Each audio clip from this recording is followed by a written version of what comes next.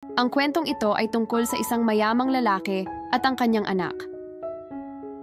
Minsan ay may isang matagumpay na negosyante.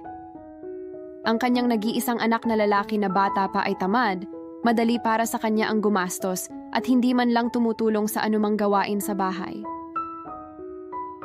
Kagustuhan ng negosyanteng tatay na matutunan ng anak ang kahalagahan ng pagtatrabaho.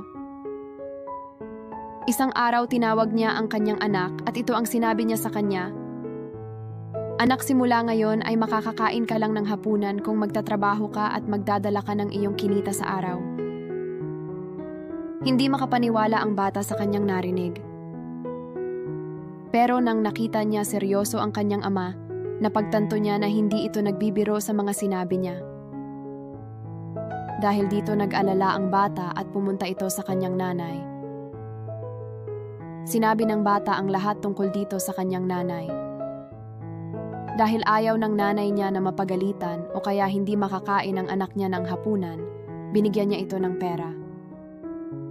Dumating ang gabi at habang nasa hapagkainan, tinanong ng ama ang anak tungkol sa kanyang kinita sa araw na yon. Agad namang ibinigay ng bata ang pera. Pagkakita dito ng ama, naisip niya na mukhang hindi ito pinagpaguran ng bata, kaya sinabihan niya ang bata na itapon ang pera sa balon sa labas. Di man nagdalawang isip ang bata, lumabas ito at tinapon niya ito sa balon. Pagkatapos ay pumasok na ito at kumain na ng kanyang hapunan. Kinabukasan, pinapunta ng tatay ang kanyang asawa sa bayan sa kanyang mga magulang. Pagkagising ng bata, pinaalalahanan siyang muli ng kanyang tatay tungkol sa kondisyon niya para makakain siya ng hapunan. Sinabihan din niya ang bata na pumunta ang nanay niya sa kanyang mga magulang. Dahil alam ng bata na wala ang nanay niya para magbigay sa kanya ng pera, pumunta ito sa isa niyang lolo. Binigyan siya ni lolo ng pera. Pagkadating ng gabi, tinanong siya ng ama tungkol sa kinita niya.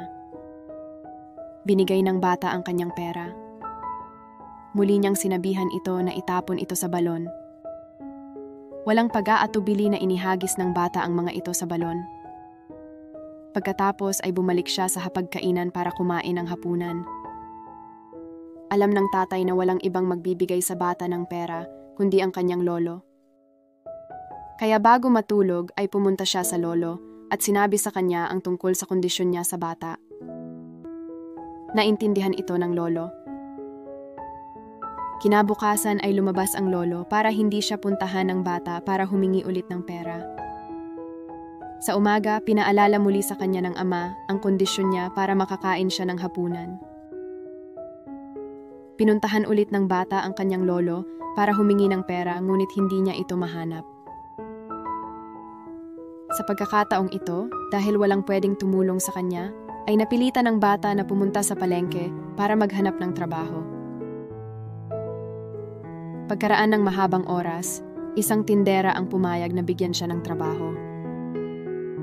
Sinabihan siya ng tindera na magbabayad siya sa kanya ng 10 piso kung madadala niya sa kanyang bahay ang kahon na naglalaman ng mga prutas.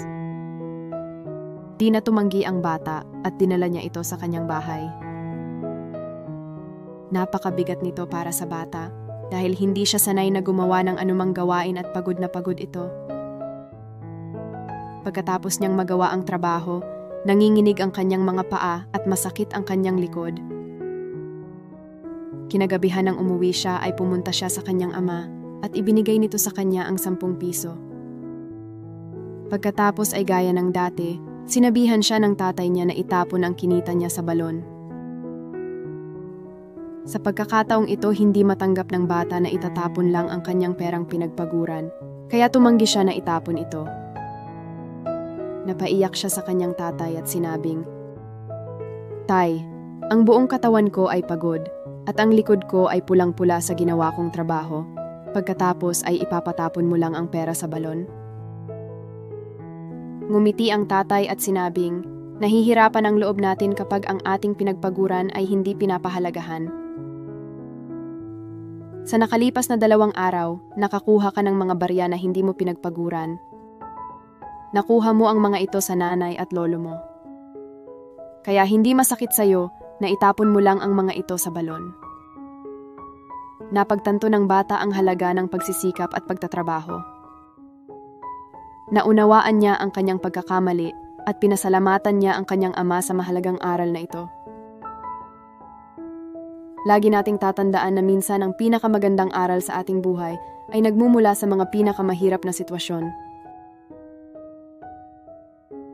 Kung nagustuhan niyo ang kwentong ito, sana'y mag-like and subscribe kayo sa channel na ito. Maraming salamat.